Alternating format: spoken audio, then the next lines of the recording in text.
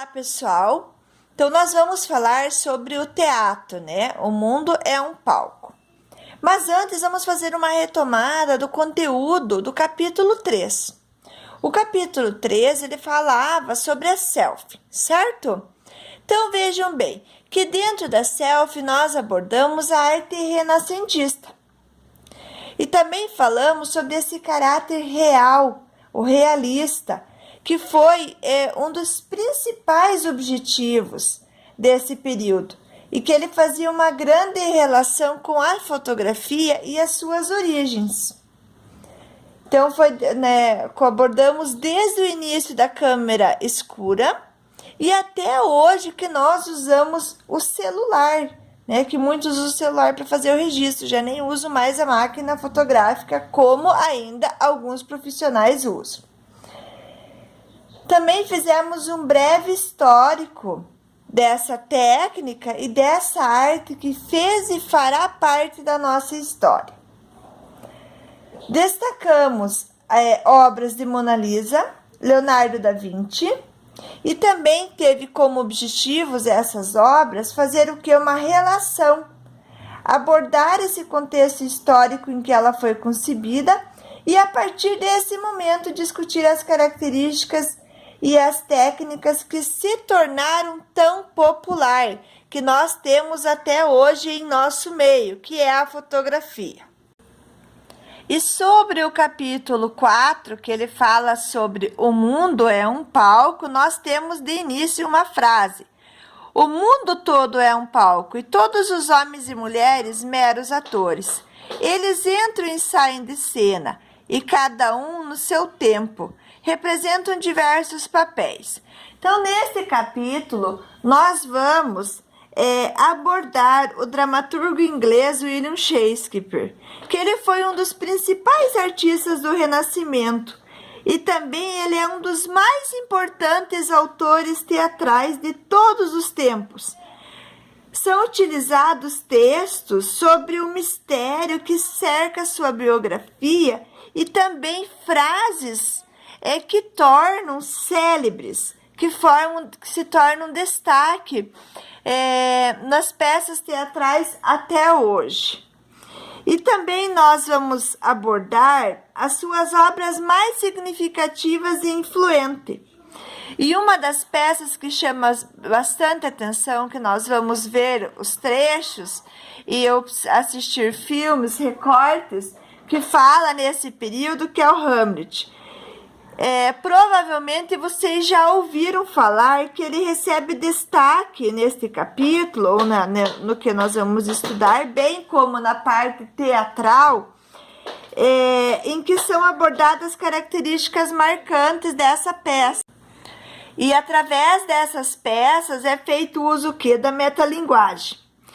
E por se tratar das inúmeras interpretações que essa obra shakespeariana possibilita, nós vamos também ver a montagem lúdica do Príncipe da Dinamarca, que é essa adaptação de Hamlet citada na Companhia Paulistana Vagalume Tum Tum, que nós vamos estar vendo, e se vocês até pesquisarem na internet, vocês terão um bom conhecimento sobre as obras as peças teatrais de William Shakespeare, tá? E também nós temos como características no palco elizabetano, eles descobrem a existência de uma réplica do Teatro Globe, né, que é de Shakespeare também, construída em 1997. Ele não é uma peça tão antiga. Aqui nós temos duas perguntinhas. Você já conhecia a frase destacada na imagem acima? Reflita sobre estas duas. Nem tudo que reluz é ouro. E há mais coisas no céu e na terra. Horácio, do que sonha a tua filosofia. Como você entende essas duas frases? Concorda com alguma? Então, você observando essas duas frases que estão na página 19 da apostila, qual o seu ponto de vista? Tá? Analise, reflita sobre essas duas frases. Então, vejam bem que a frase o mundo é um palco, ela se refere a quem? A vários papéis que os seres humanos representam ao longo da vida e está presente na peça como gostais. Essa peça acontece no ato 2, na cena 7, do teatro de William Shakespeare. E a segunda frase, há mais coisas no céu e na terra, Horácio, do que se sonha a tua filosofia? O que você entendeu por essa frase? Essa frase, ela se refere à complexidade da vida e do universo.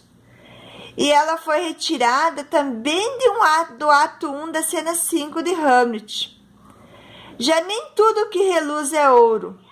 É uma frase da peça O Mercado de Veneza. Também é da peça do ato 2 da cena 7. E ele trata de várias falsas aparências, tá? Então, ele tem um vasto aprofundamento. Então, vejam bem aqui na página 20, ele vai falar sobre essas peças que as frases, que nós acabamos de ler, né? Então, elas foram escritas por Shakespeare há mais de 400 anos. E aqui também ele fala sobre a biografia dele, quem foi, onde nasceu, né? Quais são as peças que ele construiu. Tá? Dando continuidade, vejam bem que William Shakespeare, ele representa em suas peças a condição humana. E ele é o quê? Ele é apresentado inúmeras personalidades de seus personagens. Então, em uma citação dele, ele coloca assim: se não fosse Shakespeare, seríamos muito diferentes, pois pensaríamos, sentiríamos e falaríamos de modo diferente. Nossas ideias seriam diferentes, acima de tudo, as ideias que temos sobre o humano, pois no mais das vezes são ideias que pertencem a Shakespeare antes que nós. Então, cada pessoa pensa, cada pessoa interpreta e cada pessoa faz o personagem de uma forma, né? Se a gente assiste um ato dele, nossa, que legal, assiste. E se fosse para reproduzir, como a gente reproduziria? Cada um ia reproduzir da sua forma, colocando os seus pontos principais nessas imagens. E sobre, aqui no texto, ele fala se há dúvida sobre a aparência de Shakespeare. Não há dúvida sobre sua genialidade. É verdade que esse autor raramente criava enredos originais, buscando seus temas em obras conhecidas, mas sempre com um olhar bem diferente sobre eles. Isso que resultava em peças com personagens que retratavam o espírito do Renascimento ao agir de acordo com seus valores individuais. E a professora Cristiane Bussato, ela no artigo A Vida de William Shakespeare, ela faz o quê? Ela examina o fenômeno conhecido como anti-stratfordiano, ligado àqueles que duvidam da existência de Shakespeare, que imaginavam que ele não existia. E ela coloca vários pontos nesse artigo falando sobre a vida dele. E as polêmicas em relação à biografia, a história de vida dele, elas são o quê? Elas são constantes, porque não se sabe, não se fala muito sobre essa imagem retratada, se é a real ou não.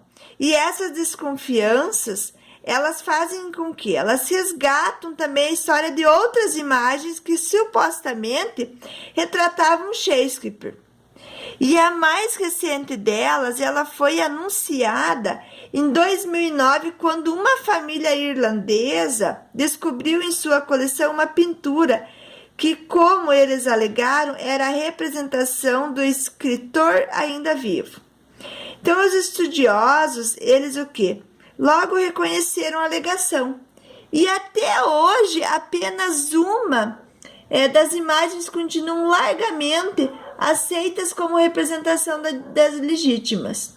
Uma é um busto esculpido sobre pouco depois da morte do dramaturgo, que ele está na Igreja da Santíssima Trindade, em Stratford, e a sua cidade natal. E a outra é uma gravura em cobre, datada em 1623.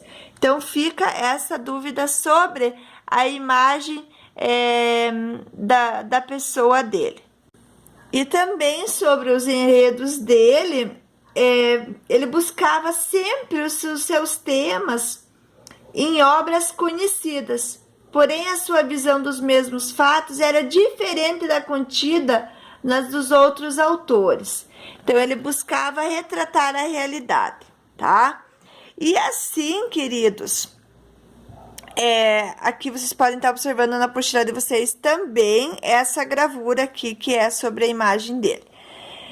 O que eu tenho para dizer sobre a nossa aula de hoje? Essa foi uma breve apresentação da biografia de William Shakespeare, tá?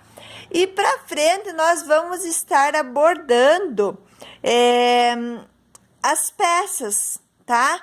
Os atos dele, as peças teatrais, as cenas que colocava. Então, vocês podem estar acessando também esse QR Code aqui em casa. Na próxima aula nós vamos ter atividade e hoje foi essa apresentação da biografia dele. Qualquer dúvida referente ao capítulo 3 que vocês não realizaram as atividades, me encaminhe uma mensagem. E não esqueçam que vocês têm um trabalho avaliativo para ser realizado. Alguns alunos já enviaram e alguns não, mas estão dentro do prazo. Por isso não estou cobrando, tá bom? Um beijo, galera. Qualquer coisa me chamem. Boa semana de estudos.